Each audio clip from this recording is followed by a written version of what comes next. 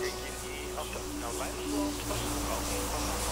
Nú, það sérðu inn á netkensla.is og hann Óli Tálva sem er maðurinn á bakvið það.